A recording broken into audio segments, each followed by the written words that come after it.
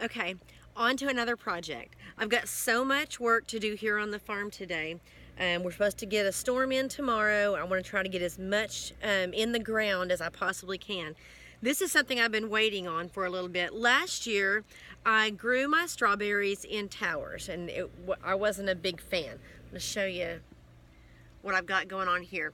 My strawberry towers actually have a lot of plants in them, and we took them into the greenhouse over the winter, and I expected them to go dormant.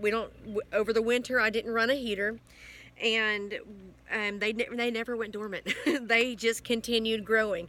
We've actually been collecting strawberries this whole time, so I'm not sure what that's going to mean for my strawberry season this year, but we're going to find out. Anyway, if you saw in one of my earlier posts, not too long ago, I just made 2 new raised beds for my strawberries. And I am today working on transplanting them out of the strawberry towers into my strawberry beds. And here's what I've gotten done so far. There's actually, I didn't know how many plants that I actually had. That's one of the reasons that I don't like the towers. They're beautiful, that when they're full and everything, they kind of hang over each other and they look really pretty, but it's hard to see the runners. You have to be able to maintain your strawberry plants and snip off the runners when they start sending them out, or else that's where they put their energy, and they don't put their energy into making strawberries. So I was lucky that this winter I was actually able to get some strawberries, but not over the past summer. I just missed all the runners.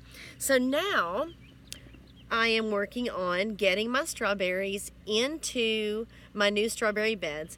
And luckily now strawberries need well-drained soil, and that's what I've got. I have been amending the heck out of this thing, and did all the tilling in here yesterday. Again, we added some fresh compost and some peat moss to loosen it up a little bit. And today I am going ahead and getting these strawberries in here. They will have plenty of drainage. The soil is really loose, and obviously in a raised bed with weed blocker underneath to keep the weeds, or at least beat them back a little bit. But I'll show you what's going on when I get this done. Okay, so I've got to stop and show this. I've been layer by layer pulling all these strawberries out of my strawberry towers. But the dirt's packed in, and it's not easy once you get down low. I'm short. I've leaned over into it, digging around as far as I can go. So I brought my little helper out. I made him get into the bucket. I don't want to. And start digging the very last ones out from the bottom. Here we go. On my weight, on my head.